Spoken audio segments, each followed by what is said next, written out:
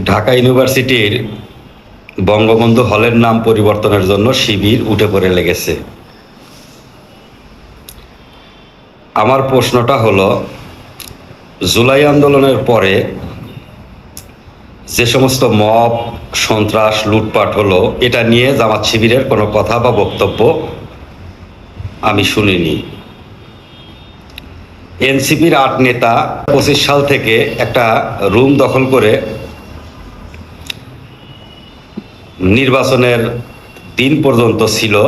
সেখানে হোটেল বিল বাকি পড়েছে প্রায় ১২ লক্ষ টাকা। সেখানকার সিসিটিভির ফুটেজে অনেক আপত্তিকর নোংরা কার্যকলাপের দৃশ্য দেখা যায়।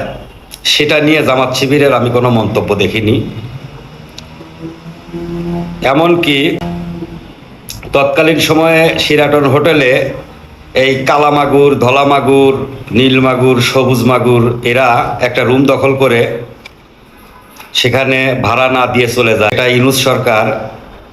সেটা ইউনূস সরকার একটা দফা করে। আমার প্রশ্ন হচ্ছে, জুলাইয়ের আবেগকে কেন্দ্র করে মুক্তিযুদ্ধের অনেক ইতিহাস, ঐতিহ্যকে ভেঙে চুরে চুরমার করে দেওয়া হয়েছে। আমার কথা হচ্ছে যে, যারা আমরা বাংলাদেশি, যারা আমরা স্বাধীন বাংলাদেশের অস্তিত্ব মেনে নিয়ে আমরা বসবাস করি, তারা কখনোই মুক্তিযুদ্ধের কোনো ঐতিহ্যকে আঘাত করতে পারে না। কিন্তু আমরা জুলাইয়ের পরে একের পর এক মুক্তিযুদ্ধের বিভিন্ন ঐতিহ্যকে ভেঙে ফেলা দেখেছি। এখন ঢাকা ইউনিভার্সিটির বঙ্গবন্ধু শেখ মুজিবুর রহমান হল, এটার নাম পরিবর্তনের জন্য জামাত শিবির উঠে পড়ে লেগেছে।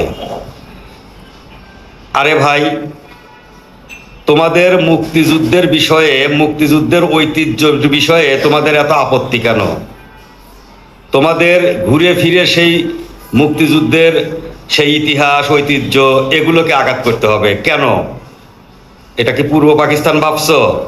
সেই দিন আছে।